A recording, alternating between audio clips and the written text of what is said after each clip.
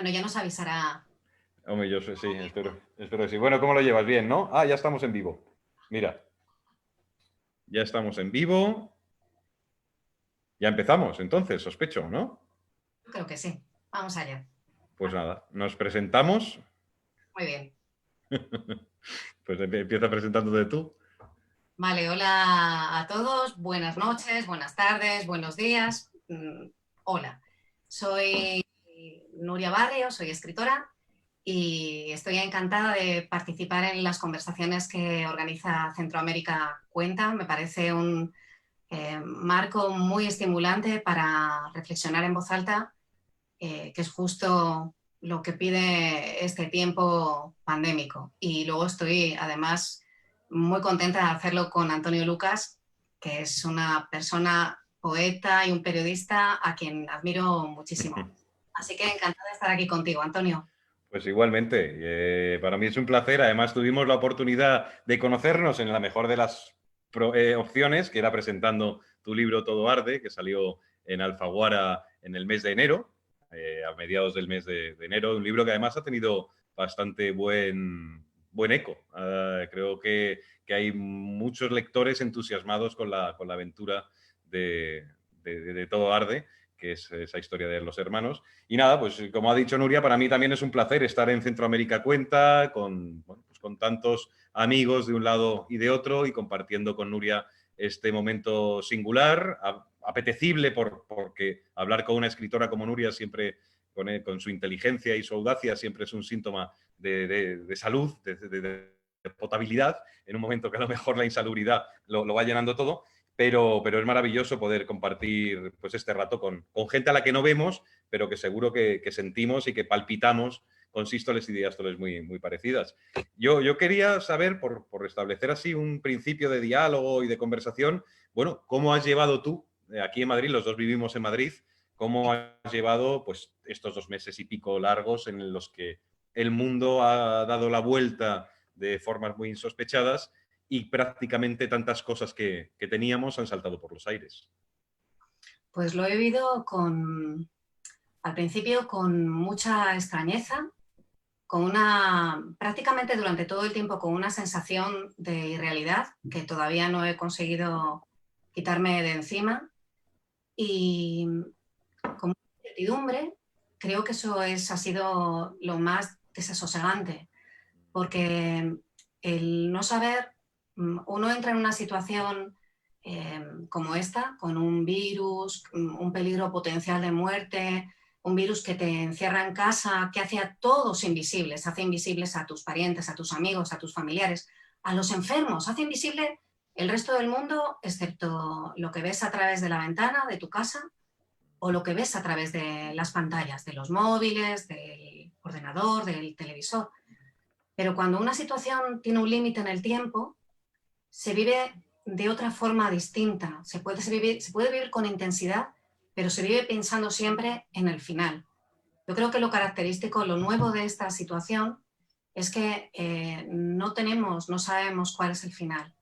Y no saber cuál es el final implica que efectivamente la realidad va a estar mutando de una forma absolutamente incontrolable y, y eso me resulta eso al mismo tiempo desasosegante y luego me ha hecho, supongo que a ti te ha pasado igual, me ha, cuando pasé el periodo de extrañeza inicial, Uh de -huh. parálisis, de repente hubo una conversación con una escritora, con Clara Obligado, que me sirvió de detonante para empezar a pensar, intentar apresar lo que hacemos los escritores, ¿no? Uh -huh. Intentar comprender lo que no entendemos a través de la escritura, en este caso a través de la reflexión.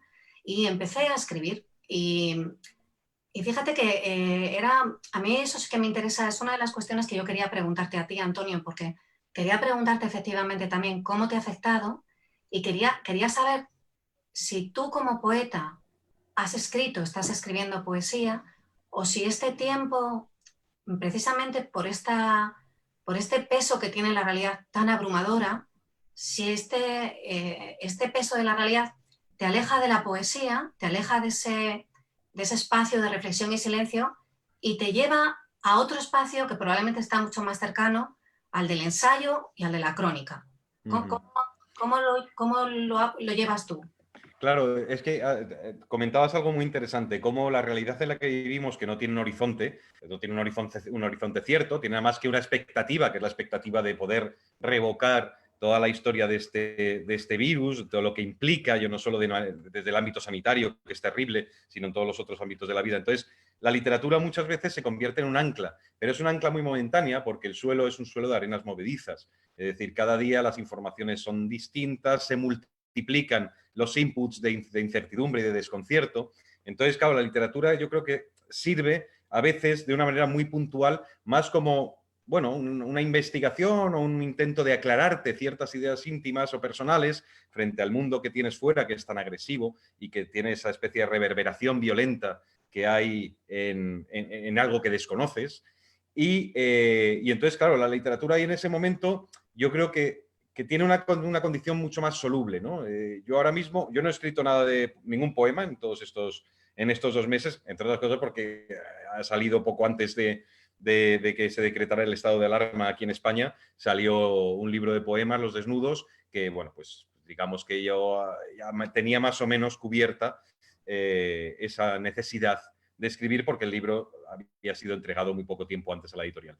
Pero de todas maneras tampoco he escrito porque para mí el estado de asombro ahora mismo, de incredulidad en tantas cosas, de desasosiego, como tú has dicho, es demasiado fuerte como para sentarme a escribir, porque no tengo ninguna certeza de nada. Entonces, una cosa es la duda, que es hermosa, y otra cosa es la incertidumbre, que es bastante lesiva, ¿no? Entonces, yo he escrito lo que he ido sacándome o haciendo palanca en esta situación es aprovechando el periódico. Yo trabajo en el diario El Mundo, entonces lo que he hecho ha sido, durante 51 días de confinamiento, fue un diario día a día en el periódico de cómo era mi situación en estas 4 paredes. Hay que sumarle a eso que yo soy un hipocondríaco militante. Entonces, he cuidado tanto mi hipocondria que en este momento no me podía fallar. Así que me ha tenido también como muy agarrotado porque yo estas cosas de verdad que las padezco, somatizo mucho lo que se cuenta en la televisión de una manera muy naif y entonces lo tengo todo y resuelvo la pandemia entera en mí y entonces para mí eso también es muy desestabilizador y muy paralizante. Pero lo que he hecho es leer mucho. Es decir, ahí sí. El desahogo ha venido por el periódico, que ya te digo, durante 51 días he ido haciendo día a día el recorrido de mi encierro, que ha sido bastante monacal, creo que bastante disciplinado por responsabilidad. Y luego leer pues mucho porque las horas son amplias y así lo hemos ido desarrollando. Lo que me pregunto ahora, que en algún mail que nos hemos cruzado previo a esto, es algo que tú planteabas en esos mails o en ese mail, y es, claro, ¿qué tipo de literatura sale de aquí? Es decir, ¿qué se reclamará como lectores en los próximos meses frente a algo tan sobrecogedor como lo que vivimos, ¿no? Claro, yo también me preguntaba lo mismo porque las librerías han estado cerradas todo este tiempo y ahora empiezan a abrir directamente, nos empiezan a llegar las novedades. Y las novedades están cargadas de títulos sobre la pandemia. Entonces, yo me he fijado, hay ensayos, hay crónicas, hay diarios, hay incluso novela, pero claro, escribir realmente lo que ha sido escrito en un periodo de tiempo, si realmente de estas novedades hay cosas que han sido escritas en este periodo, eso es un... Eso es un gato, sí, que ha cruzado por aquí. A él le da igual todo esto. Entonces se ha colado, pero bueno. Estupendo. Pues nada, yo me preguntaba que si lo que ha sido escrito durante estos 2 meses ha sido escrito con mucha celeridad. Entonces, ese es el equivalente a lo que te comentaba cuando hablábamos de esta conversación. Es el equivalente al fast food. Es una literatura de rápido consumo, es una literatura que sirve para calmar el hambre del momento, la necesidad de aclarar las cosas, pero si es así, si es una literatura rápida, de consumo rápido, ¿no tendrá también un olvido rápido? Ujú. Claro, claro, ahí yo estoy de acuerdo. Mira, el otro día estaba leyendo un pequeño ensayo de Zizek que acaba de publicar, bueno, que es un ensayito pequeñito hecho al hilo de todo esto. Claro, al hilo de todo esto te vale, digamos, para el fin de semana de la situación, de la realidad. Pero la realidad que se prolonga de manera incalculable y arde en todas direcciones, ahora mismo no puede tener, no hay nadie con el periscopio o con el catalejo tan bien afinado como para saber realmente qué es lo que vendrá ni hacia dónde iremos. Sencillamente estamos poniendo apósitos, tiritas, porque nos tenemos que explicar la vida, nos tenemos que explicar de algún modo cómo se llega a esto o cómo se vive esto. Entonces, claro, yo pienso que después de mucho tiempo de ciencia ficción, bueno, pues de un tipo de novela que en un momento dado es una novela, bueno, muy autorreferencial, ahora mismo lo autorreferencial lo hemos vivido en las declaraciones en los periódicos, en las radios, en los medios de comunicación. Es decir, toda esa autoficción está más que servida en redes sociales y en la realidad del día a día de los medios de comunicación de masas. Entonces, claro, hay una literatura que ahora lo que va a exigir es más profundidad, o un lector que va a exigir a la literatura más profundidad, más profundidad. Un calado que pueda ser evasivo, que pueda ser la ficción, que pueda ser, no sé, el género, pero inevitablemente es el año de la realidad. O sea, lo que vence ahora mismo es la pura realidad porque, claro, se han abierto tantas vías de, de agua que nos han desbordado la gabarra en la que vamos navegando, que uno lo que necesita es por lo menos acercarse a personajes de ficción o acercarse a ensayos donde haya algo en lo que tú te puedas vincular con bueno, pues con una toma de tierra, esto real, ¿no?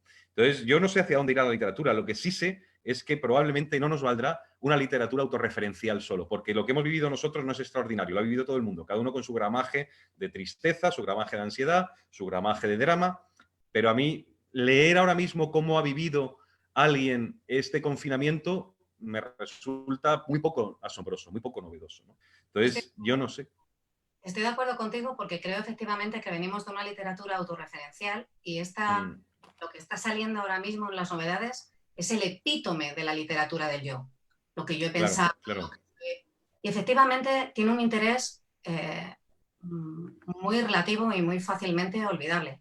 Ahora, Mm, también es mm, cierto eh, que para reflexionar sobre la situación se requiere tiempo y, y el mundo de la cultura, que era otra de las cosas que queríamos mm, hablar, Antonio, el mm, mundo de la cultura parece que ha entrado precisamente por la crisis que ha desencadenado la pandemia.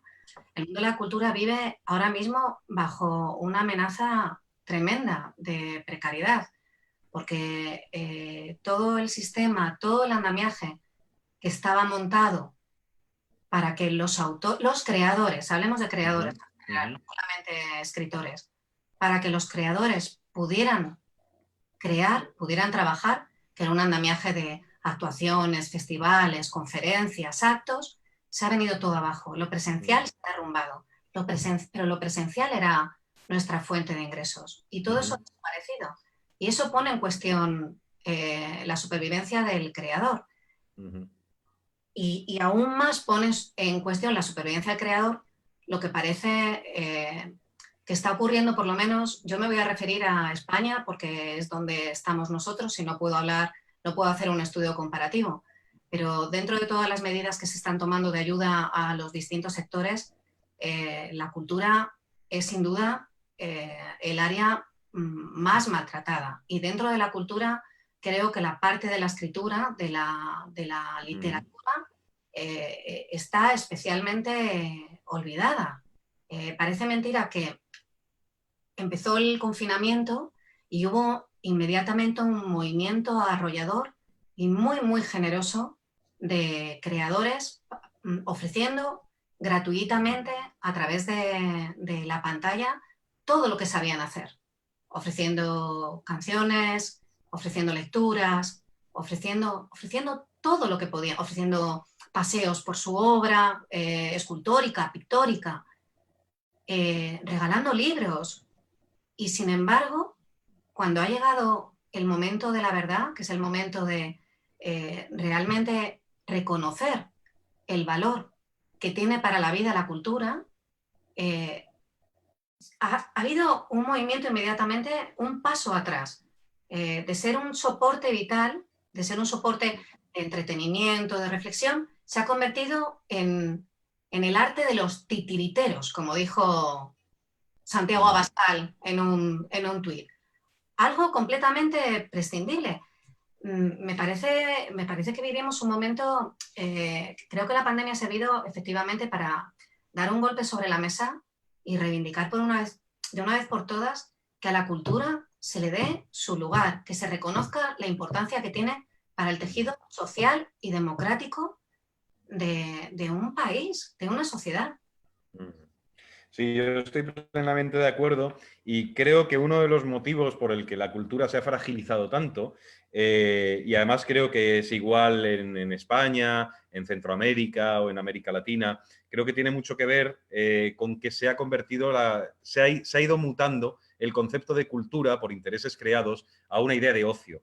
Entonces, cuando la cultura ha ido achicando, a pesar de que sea monumental, de que haya grandes espacios culturales y tal, pero cuando el concepto de la cultura ha sido amortizado muchas veces por parte de la política, sencillamente como un espacio de ocio, un espacio casi para, bueno, pues para sacar un poco a flote ciertos hobbies y no sobre lo que realmente es la cultura, que es una mecánica de engrase de la democracia, esa condición de generar individuos y ciudadanos capaces de saber decir no, porque el sí suma, pero el no multiplica, y la cultura enseña a decir no. Es decir, cuando todo eso ha sido muy burdamente pasado por la trituradora hasta convertirlo en una pasta que es la pasta del, pues eso, del ocio, de lo inane, de lo rápido, de lo fugaz, de lo instantáneo, de lo soluble. Bueno, pues ahí es cuando nos encontramos que en los momentos en los que la cultura ha intentado hacerse sitio y ha dado muestras de generosidad, de responsabilidad, de solidaridad, bueno, pues eso no ha sido recibido por parte de los poderes, por parte de tal, como una de las alternativas necesarias para intentar comprender un momento tan desangelado como este, sino que se ha convertido, bueno, pues en ese espacio donde uno entraba a charlar con los amigos por estos sistemas o escuchaba canciones. Entonces, claro, esa fragilidad convertida en, pues en paisaje ya instalado, como es ahora, nos deja en un detrimento frente a otros espacios muy grave. También creo que buena parte de la culpa también es muchas veces de los mismos creadores. Es decir, creo que ha habido una falta de autoestima muchas veces y cuando sucedió la crisis de 2008, que atacó también a países tanto de Latinoamérica como de España o Centroamérica, ahí sí que hubo una posibilidad que era hermosa. Es decir, frente a ese canal de destrucción que fue aquella crisis tan terrible, que era solamente económica, con lo cual sabíamos más o menos asimilar o metabolizar, apareció una cultura en los márgenes. Una cultura en los márgenes que fue concretándose en nuevas posibilidades de expresión.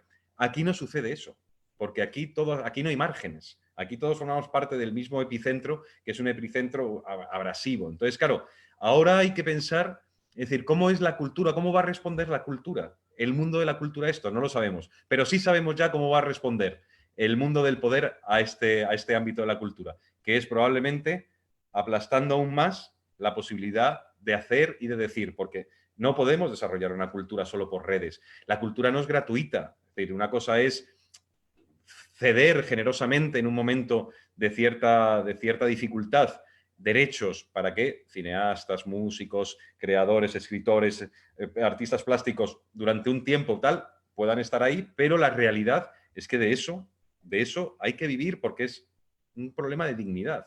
Y ahora mismo nosotros hemos pasado al espacio de lo prescindible. Hay urgencias mayores, claro, yo sé que hay urgencias mayores, pero no hay mayor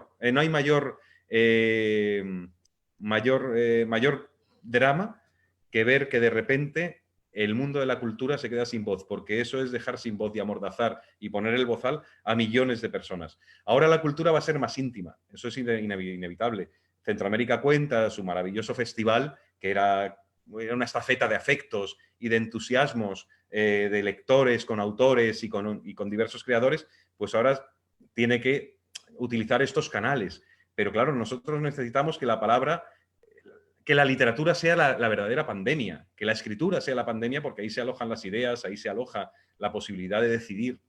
Y ahora yo no sé cómo vamos a resolver eso, pero sí sé que el golpe letal que se va a dar a la cultura, aprovechando que el río pasa ahora mismo con caudal, va a ser extraordinario, y habrá una generación que probablemente lo sufra, porque va a ser una generación, en el mejor sentido de la palabra, quiero decir que no es un concepto bélico, desarmada, ¿sabes? Y desarmar al ciudadano es desarmar probablemente muchos sistemas de igualdad, de justicia, de equilibrio, y eso es también un tema, sí, tenías tu razón cuando lo comentábamos, que es un tema importante a tener en cuenta. Es decir, perdemos estructura social con la cultura tan frágil y probablemente con tan poco interés en levantarla Sí, o en perdemos, apoyarla.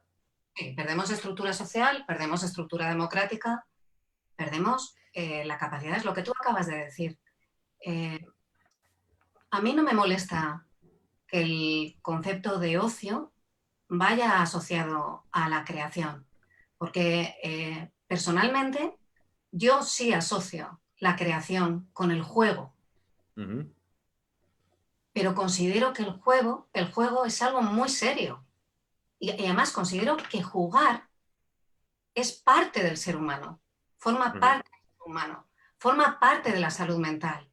Necesitas jugar para poder cuestionar, necesitas jugar Uh-huh. para tomar distancia, necesitas jugar para saber quién eres, para ser capaz de desdoblarte. Es decir, a mí no me molesta, yo reivindico la parte que hay de juego y también reivindico la parte que hay de ocio, porque creo que el ocio es esencial para la sociedad. Ahora, lo que no estoy de acuerdo es en identificar, reducir, reducir la creación al ocio en su sentido más banal. Yo le doy un contenido mucho más profundo. Uh-huh. Reducir la cultura a la guinda, al pastel. Efectivamente, el pastel no es necesario para la gente que se muere de hambre. Pero es que la cultura no es el pastel. Tú recuerdas, seguramente tú lo recuerdas mejor que yo, hay una conferencia que dio Lorca cuando se inauguró la biblioteca en su pueblo, en Fuente Vaqueros, en Granada, y dio una conferencia hermosísima que se llamaba eh, Un pan y libros o algo así. Lo voy a buscar, si quieres, luego mientras coge. Porque él hablaba justamente de eso. Él hablaba de que si el pan era necesario, aún más necesario eran los libros. Uh-huh. Y ya estaba ahí todo, ya estaba todo dicho. Entonces, eh, creo que situaciones extremas como esta, como la pandemia, lo que hacen siempre es simplemente subrayar las carencias que se padecen. Uh-huh. Porque se pone el foco sobre el esqueleto y el esqueleto es muy precario, es preocupantemente precario. Uh-huh. Y creo que es necesario, sería necesario alzar la voz. Yo no sé cómo se puede alzar la voz, yo no sé cómo se puede hacer llegar la voz a aquellos que tienen el poder y el dinero para conseguir que esto salga adelante. Pero creo que si esto no se hace, efectivamente, va a suponer un retroceso muy peligroso y un retroceso democrático, sin ir más lejos, un retroceso democrático. Y lo único que presagia es un futuro tenebroso, que yo no Sí. deseo en absoluto. Es un futuro de sospecha. A mí me gusta mucho la idea de juego en la cultura, de la idea lúdica, ¿no? De la cultura porque existe y porque al fin y al cabo la cultura también tiene esos márgenes donde uno va a gozar. Hay un cierto hedonismo también, es decir, no todo es severo, no todo es solemne, ni necesita serlo, ¿no? Para explicar con gravedad las cosas de la vida. Lo que me temo es que en esta situación, en el que veremos que se achicarán los catálogos de las editoriales, que las librerías, que lo apuntabas también en el mail que nos cruzamos antes, tú apuntabas que las librerías, claro, ¿quién va a entrar en las librerías ahora? Es decir, mucha menos gente de la que iba a curiosear, ¿no? Pero también hay una cosa que sospecho que esta pandemia y que esta situación global nos va a dejar ver muy claro. Costó mucho establecer, por ejemplo, puentes entre España y Latinoamérica, unos puentes que en los últimos 20 años habían sido por fin ya ágiles y que había una comunicación entre las dos orillas extraordinaria, porque había una posibilidad, un nomadismo cultural muy, muy hermoso, ¿no? Claro, durante mucho tiempo sospecho que vamos a estar parcelados cada uno en su recinto, en su pequeña jurisdicción, y va a evitar y va a enfriarse quizá ese diálogo tan importante que festivales como Centroamérica cuenta, como Guadalajara, la Feria del Libro Guadalajara, el High Festival y todo esto, había hecho como, bueno, como un puente, ya digo, muy ágil, ¿no? Muy bien fluido de autores y creadores de un lado y de otro. Eso también es un problema que vamos a tener en la cultura. Es decir, los compartimentos estancos, que por una alarma sanitaria, eso ya no se puede evitar, es una realidad contra lo que no tenemos, por desgracia, todavía remedio, pero durante un tiempo largo vamos a estar entonces muy alejados de esa cosa orgánica y arterial que era juntarnos en festivales, vernos, intercambiar ideas con lectores, con otros autores. Claro, eso también es una fragilidad que se suma a la fragilidad de un horizonte donde uno pueda desarrollar su vida en el centro de la cultura, ¿no? Entonces, ahí tenemos otro inconveniente. Vamos a tener probablemente menos posibilidad de intercambiar, porque esto vale de mucho el podernos ver en las pantallas, pero no es lo que uno entiende por esa comunidad de gente leyendo, escribiendo y compartiendo que nos habían enseñado los buenos festivales y que habíamos recuperado tanto tiempo después de tanto tiempo perdido, ¿no? Entonces, eso a mí también me alerta, ¿no? Porque la solidaridad sé que va a existir, pero la realidad a veces también estrecha mucho las solidaridades porque era una realidad de hermanos que se encontraban por fin, ¿no? Mi generación, yo tengo 44 años, mi generación creo que, y desde el ámbito de la poesía hablo, y tú que también eres una poeta y conoces muy bien el mundo de la poesía, mi generación se creó o fue tomando voz a través de las lecturas que ya llegaban de autores latinoamericanos o centroamericanos, ¿no? Es decir, a nosotros nos confeccionó y nos contorneó mucho autores colombianos, panameños, mexicanos, chilenos, argentinos, cosa que a la generación previa no le había pasado y a las anteriores tampoco, porque ese vínculo existía de manera un poco menos festiva, menos ágil, ¿no? Entonces yo creo que eso es otro de los puntos. Es decir, ¿qué va a pasar entre nosotros, entre los hispanohablantes, que habíamos encontrado ya por fin nuestra autovía, ¿no? Y tenía tantos carriles abiertos. Pues eso también va a influir en los lectores que vengan después. Es decir, en los chavales que ahora tienen 20 años o 20 y tantos y que aspiraban a ir a Latinoamérica en algún festival, a conocer la realidad allí, porque la realidad no solo se conoce en el papel, la celulosa está bien para descubrir poetas extraordinarios, pero cuando llegas allí y ves las realidades de las que sale la palabra en español, ¡wow! Eso es alucinante. Pues también eso es un inconveniente. O sea, yo creo que tenemos ahí otro pequeño hándicap, ¿no? Mira, Antonio, es que lo he buscado, Sí. he aprovechado mientras contabas, he encontrado el discurso que dio Lorca cuando inauguraron la biblioteca de Fuente Vaquero. Uh-huh. Solamente se llama Medio pan y un libro. Medio paño el libro. Y solamente te leo esta parte, dice, no solo de pan vive el hombre. Yo, si tuviera hambre y estuviera desvalido en la calle, no pediría un pan, sino que pediría medio pan y un libro. Y yo ataco desde aquí violentamente a los que solamente hablan de reivindicaciones económicas sin nombrar jamás las reivindicaciones culturales, que es lo que los pueblos piden a gritos. Uh-huh. Pues mira, eso sería en el año 30 y poco, 20 y tantos, 30 y poco. Entonces... 1931, septiembre de 1931. Es asombroso. Claro, efectivamente. Se aplica hoy en día exactamente igual, exactamente igual. Esto es lo que me gustaría oír en el Congreso. Esto es lo que me gustaría oír a nuestros representantes. Claro. Sí, efectivamente. Esta es la realidad. Una cosa, no son incompatibles, no hay que elegir entre el pan y los libros. Hay que pedir el pan y los libros, las dos cosas a la vez. Primero porque probablemente con las ideas que uno saca de un libro, con las ideas que uno saca de una exposición, con las ideas que uno saca de un concierto, con las ideas que uno saca del teatro, es muy probable que tenga herramientas para conseguir más pan.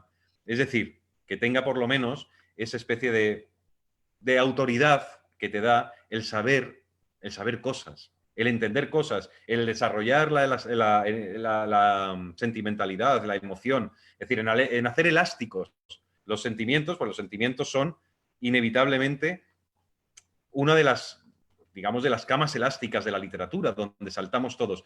Y a partir de ahí las ideas que uno va haciendo de encontrarse con gente, de leer a gente, de percibir las ideas del otro, las del contrario o las del cómplice. Eso da lo mismo. El problema es que la cultura es el otro pan. Es decir, digamos que a veces es lo que hace que el pan fermente bien. Y claro, nosotros necesitamos la fermentación.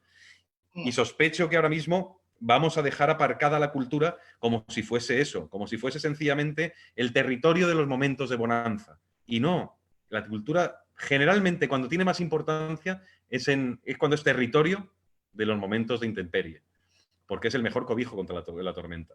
Y Fíjate, estamos en una tormenta. hoy han anunciado bueno, yo lo he oído en la radio, que en Reino Unido, la Universidad de Cambridge, ya ha notificado el curso que viene será online. No habrá clases presenciales. Y he inmediatamente pensado en toda esa generación que ha crecido en un medio digital y que aceptará con toda naturalidad que las clases en la universidad no sean tales, que las clases se desarrollen a través de Zoom, a través de pantallas partidas, sean así.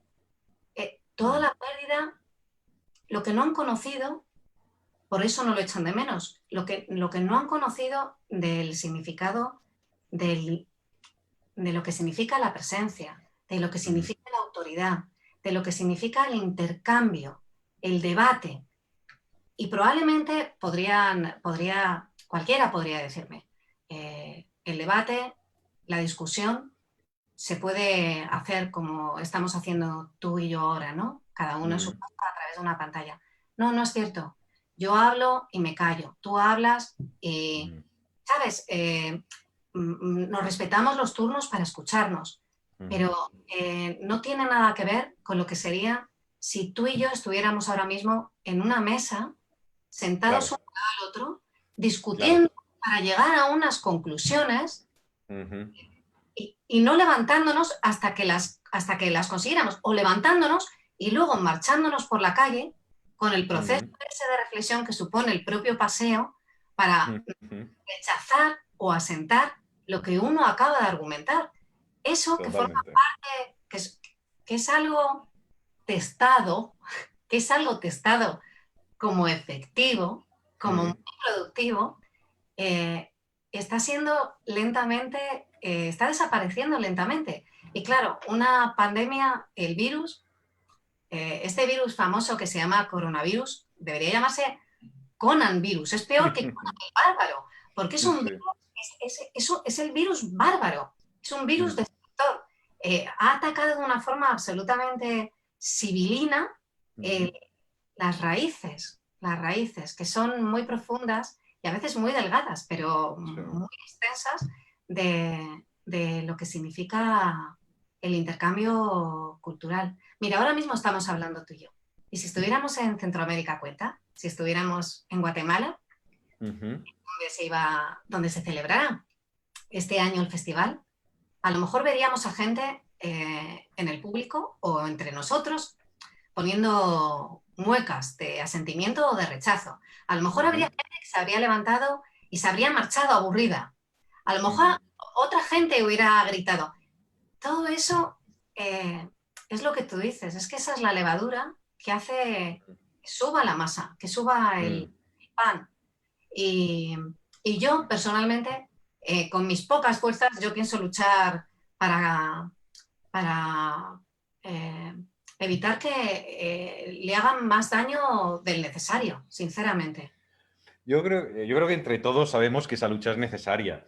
También es verdad que también creo que habrá de aquí una nueva literatura. Es decir, yo sospecho que hay autores maduros y autores muy jóvenes, autoras y autores maduros y muy jóvenes que de algún modo moverán también las estructuras de su propia obra, de su propia escritura, buscando, porque hay algo que la historia nos ha enseñado, es que no existe regeneración sin trauma.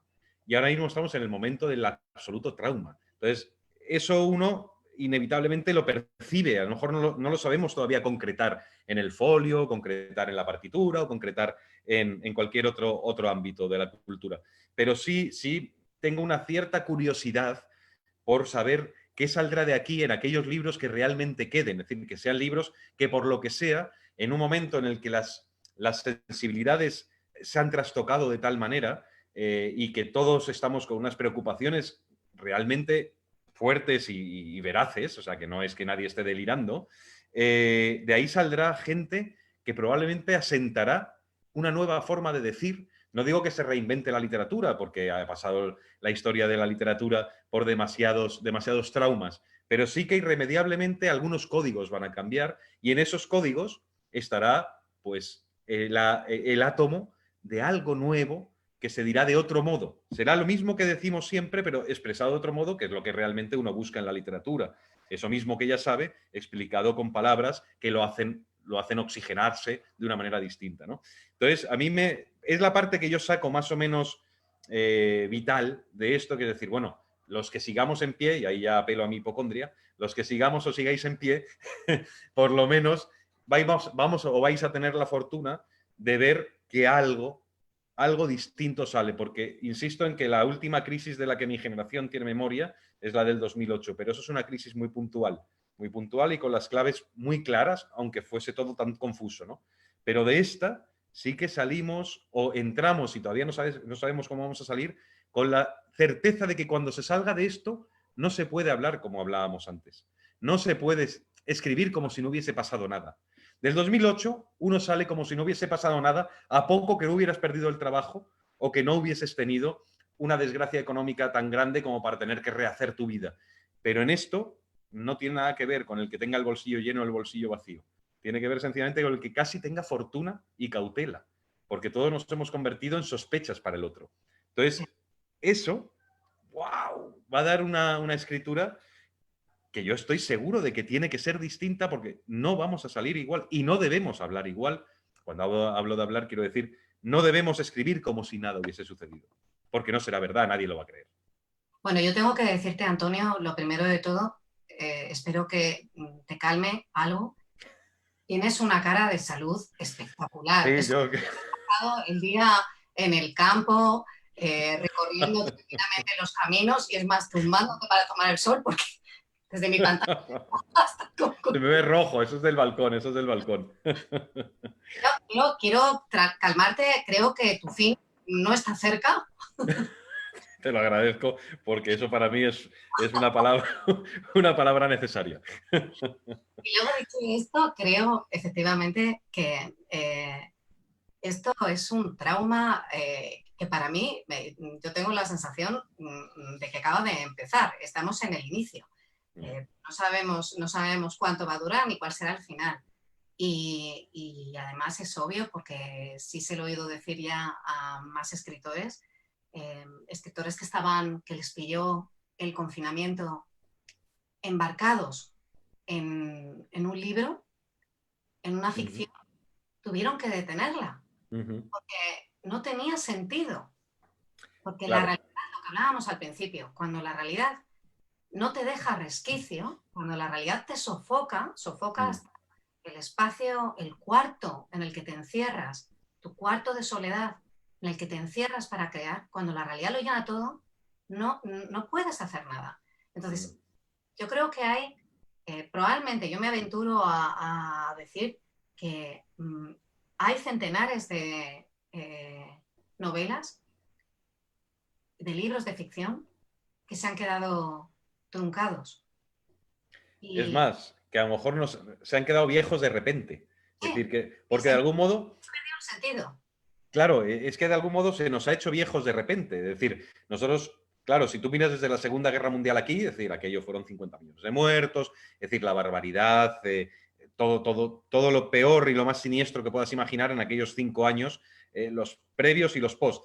Pero aquello era una circunstancia y una situación que más o menos estaba bajo un mando. Es decir, había un control. La guerra tiene un control. La guerra no es algo invisible. La guerra tiene, por desgracia, demasiados articuladores. Aquí no tenemos control. El problema es que nadie maneja la nave. y cuando nadie maneja la nave, inevitablemente, las palabras tienen que ser revitalizadas de otro modo. Es decir, tenemos que empezar a saber nombrar esto que tenemos. La guerra ha sido guerra desde que el hombre existe. Las pestes han sido pestes, pero este tipo de pandemias tan agresivas, tan fulminantes, como tú decías, ese Conan que ha ido aplastando todo, claro, ahí nosotros no tenemos lenguaje. Antonio, por subversivo. Estoy la sirena de la policía en tu balcón. Ahora se va a decir, no se pueden hablar estas cosas. Orwell. Fuera de las pantallas. Efectivamente. Entonces, bueno, pues sí, yo creo que vamos a tener que modular el lenguaje, porque el lenguaje se modula con la realidad y la realidad te empuja a la escritura y la escritura necesita ser, o sea, el ambiente que uno vive, la realidad que uno vive tiene que ser dicha de otro modo. Eso va a ser lo más estimulante. Ahora, ¿cuándo veremos eso? ¡Wow! Y yo qué sé, es decir, ¿cómo se responderá a eso desde los cuentos, desde los ensayos, desde los poemas? Pues sospecho que de momento tenemos, ahora sí que tenemos, en este caso sí que tenemos algo previo que resolver y que no sabemos en manos de quién está. Fíjate, Antonio, cuando decías, efectivamente, lo que es nuevo necesita ser mejorado. Pero uno de todos los términos que han ido surgiendo en el confinamiento, términos absolutamente insólitos, parecían también casi barbarismos, desescalada, todas estas historias. Uno de los más llamativos fue el día que Pedro Sánchez habló de la nueva realidad. Ah, sí, es verdad. De la nueva normalidad. La nueva normalidad, sí. Y pensándolo bien, nueva normalidad, nueva realidad, la nueva normalidad empezó el día 1, el día primero que nos encerramos en casa. Eso fue el 15 de marzo. Ese día empezó la nueva normalidad. No nos vamos encaminados a una nueva normalidad. Simplemente el 15 de marzo, la realidad, que hasta aquel momento estaba más o menos controlada, teníamos un mapa para movernos en la misma, ese mapa se rompió y apareció un mapa nuevo. La realidad se ensanchó. De repente, ayer se convirtió en antaño, en el pasado. Es decir, estamos embarcados en la nueva normalidad desde el 15 de marzo. Todo lo que... Y igual con ese término, todos los términos efectivamente van a tener que ser, surgirán nuevos términos y luego términos del pasado, de antaño, tendrán nuevos significados, habrá que resignificarlos. Y ahí habrá cosas que surjan y desaparezcan muy rápido y habrá cosas que estén ahí para quedarse. Yo me acuerdo una de las cosas que en esta lluvia de nuevos términos, me acuerdo que un día comentaban el término covidiota, porque lo habían utilizado los alemanes, covidioten, luego en Reino Unido decían covidiot o algo así. Entonces, pero aquí no, lo dijeron pensando que aquello iba a aprender, pero no aprendió. Entonces, tú ves pasar delante de ti como fuegos artificiales, chispas, algunas van a quedar, porque efectivamente empiezan a dibujar un mapa distinto, pero otras son fuegos fatuos, aparecen y desaparecen. Claro, la nueva normalidad es un sintagma hecho con urgencia para renombrar una anomalía. Es decir, la nueva normalidad, pues bueno, ya se ha dicho mucho, ¿no? Es la nueva anomalía en la que estamos instalados. No hay nueva normalidad, lo que hay es una pérdida extraordinaria de cotidianidad, lo que hay es una pérdida extraordinaria de entorno, lo que hay es una pérdida, o sea, lo que hay es una carencia por todos los lados. O sea, ahora mismo se ha enflaquecido extraordinariamente el mundo. Eso no es la nueva normalidad. Contra eso, imagino que también sabremos reponernos y establecer nuevos vínculos, porque ahora lo que hemos perdido son vínculos. Entonces, eso de la nueva normalidad forma parte de estados excepcionales, como un estado de alarma en un país, ¿no? que vive España y que vive en otros tantísimos países del mundo. Pero esa nueva normalidad es un concepto viejo en el momento en el que nadie asimila como normalidad ni lo nuevo ni lo viejo. Esto es una situación bastante monstruosa. No os digo la de estar en casa, que no es tan monstruoso. Es muy monstruoso cuando sales a la calle, ahora que tenemos la posibilidad de salir a ciertas horas, y lo que tú ves abajo también es una anormalidad. Entonces, esta nueva normalidad que nos han dado es una tirita que nos sirve para ir tirando un poquito. Esto tendrá que llamarse de otro modo. Lo que no es es lo que teníamos. Entonces, claro, nos hemos convertido de repente también de golpe en un generador, unos generadores de nostalgia. Cada hombre y cada mujer es ahora mismo un cubo de nostalgias, de la nostalgia pequeña, de lo pequeño, de lo doméstico. Es decir, hemos vivido en un mundo en los últimos 20 años de estructuras tan grandes que ahora de repente nos hemos dado cuenta de que nos sobraba, del suelo al techo, nos sobraban 7 metros de aire cúbico, ¿no? Es decir, nos hemos recogido de una manera forzada, pero en este recogimiento también uno ha empezado a valorar las cosas pequeñas. Eso no es normalidad, eso es sencillamente una necesidad, la necesidad de reencontrarnos con los metros cuadrados de tu casa, con tu compañero o compañera, con una vida hecha sencillamente a golpe de, pues iba a decir de prohibición, pero tampoco es de prohibición, es decir, a golpe de cautela, a golpe de precaución, eso quiere decir. Una vida hecha a golpe de precaución. Nosotros no somos animales concebidos para la precaución, somos animales probablemente concebidos para la compensación entre lo kamikaze y lo cauto. Entonces, ese equilibrio ahora mismo lo tenemos descompensado. La romana de la balanza ha caído hacia una cautela innecesaria como instinto de supervivencia. Ya veremos cómo salimos de aquí. Pero todos esos sintagmas duran semanas. Es la semana, es decir, no hay más, no hay más. Fíjate, Antonio, yo sin embargo pienso, pero bueno, probablemente es lo mismo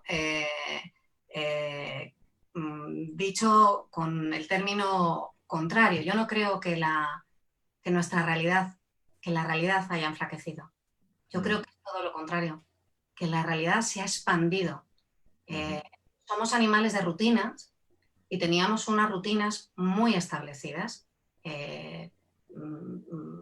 Casi podíamos predecir nuestro futuro, un futuro, por lo menos un cierto futuro a medio plazo, lo teníamos ya previsto. Trabajos, vacaciones, proyectos de trabajo. Y eso el virus ha hecho que salga por los aires. Pero eso, la rutina en realidad son las alambradas, son unas alambradas, que son unas orejeras que dan seguridad. Pero la realidad no es lo que está dentro del campo de visión de la orejera. El campo de visión de las orejeras que te permiten las orejeras es parte de la realidad.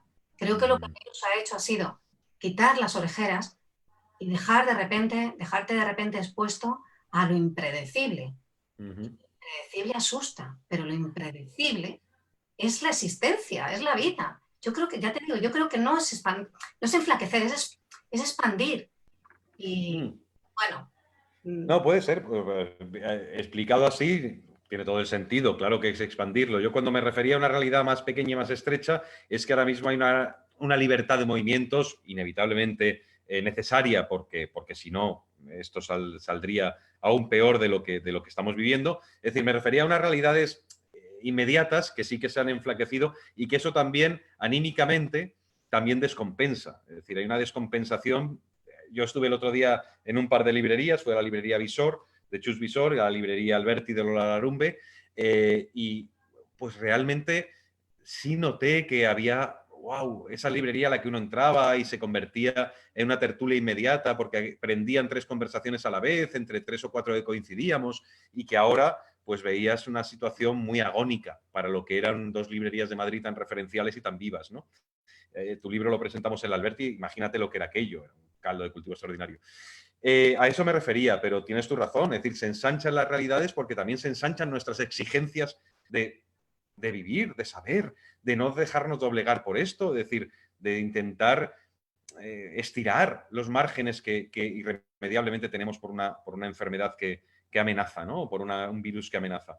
Eso es verdad que es una forma de salir de aquí con la idea o de intentar caminar con la idea de realidad más ancha. Yo ojalá sea así, ojalá seamos capaces de exigirla también, la realidad más ancha. Es decir, de exigir que la realidad, que esto es una necesidad puntual por el tiempo que quede, el tiempo que queda habrá que cumplirla como debe ser, porque si no seríamos unos terraplanistas del virus. Es decir, el virus es lo que es y tenemos que ser cautos y tenemos que ser responsables por nosotros y por solidaridad. Pero tenemos que exigir que una vez que salgamos de esto no hayamos perdido las coordenadas y las latitudes tan anchas que tenía la realidad de la que podíamos hacer uso, no la íntima, que ya está dentro de la cabeza de cada uno. Entonces, creo que ese ejercicio también nos veremos obligados a hacerlo porque aprovecharán algunos para decir, bueno, ahora mismo tampoco hace falta ensanchar mucho más las cosas. Sí, sí, las cosas hay que ensancharlas hasta que no haya horizonte. Hombre, Por cierto, sin nos duda. dicen que llevamos más de 45 minutos, pero yo, como estoy tan encantado, lo que tú me digas, hasta que nos desconecten o hasta que tú quieras. No sé si quieren hacer alguna pregunta, no sé. Por aquí, yo en el chat solo teníamos penalizaciones. Ya estamos por encima de los 45 minutos. O sea, solo he visto una querella. Pues lo Pero que, bueno. lo que nos digan. En cualquier caso, yo sí que aprovecho, si nadie va a decir nada, si no van a intervenir. Creo que efectivamente dentro de esa lucha esta guerra de trincheras que es la cultura, que siempre es la cultura, creo que hay que defender con uñas y dientes las librerías. Porque efectivamente las librerías son, yo no voy a hablar de ellas en pasado, son un motor dinamizador potente. Son un motor no solamente dinamizador cultural, sino que al mismo tiempo son el alma de los barrios. Yo lamento, yo no vivo, tú vives en el centro de Madrid. Yo vivo dentro de lo que es Madrid, pero vivo en los márgenes, ¿no? Vivo muy cerquita de ya casi saliéndome de lo que es el ayuntamiento. Y la librería que tengo más cerca está dentro de un centro comercial del Corte Inglés. Yo lamento infinitamente no tener una librería, porque una librería es un lugar, eh, es un lugar cálido, es, forma parte como de, humaniza el entorno. No sé cómo explicarlo, pero es igual que tiene el mismo papel, en realidad equilibrador, que puede tener dentro de un barrio, que puede tener el pequeño cine, el bar. Es imprescindible. Y creo además que los barrios con librería son barrios distintos. Sí, sí, yo también lo creo. Creo que las librerías son, es verdad, ese pequeño pulmón que dinamiza y que toma realmente ese concepto de lo cívico que los barrios también los buenos barrios también propician, ¿no? Es decir, aquí al lado de casa, a la vuelta de la esquina está La Buena Vida, un poquito más arriba está la librería de mujeres, no muy lejos y ya ando un poco más, pues llego, bueno, está la librería Méndez, ahí arriba también. Es decir, y que existe esa transacción, ¿no? Entre las librerías y los habitantes de este barrio cada vez más gentrificado y, bueno, pues más hecho para el turismo, pero se preservan esas pequeñas islas donde uno entra y tiene inevitablemente esa especie de amortiguación frente a los cientos y miles de turistas con sus seatways, con sus tal, con sus cual, entran a la librería y en la librería no sucede nada extraordinario, sucede sencillamente lo normal, que intercambias ideas y curiosidades con un librero o con una librera, ¿no? Y eso es verdad que genera un tejido y ese tejido hace que también algunos cómplices nos conozcamos por frecuentar eso, igual que frecuentas bares, igual que frecuentas otros espacios de comunidad, ¿no? Así que yo estoy muy a favor de tu defensa de las librerías, súmame a tu patrulla, ¿eh? A tu buena patrulla.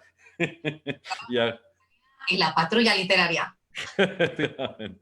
Y nada, oye, pues yo creo, voy a decir lo que nos han indicado y es que para los oyentes que estén aquí escuchando, el viernes a las 8 hora de Madrid y a las 12 hora de Centroamérica habrá un diálogo entre Rosa Montero, escritora y periodista que todos conocerán, y un excelente periodista cultural y compañero como es Winston Manrique, que tiene una revista muy interesante, se llama W Magazine, que es una revista de cultura y literaria. Él es colombiano y tiene esa bifrontalidad o esa bifocalidad de mirar a España y Latinoamérica y hacerlo realmente bien, Winston Manrique.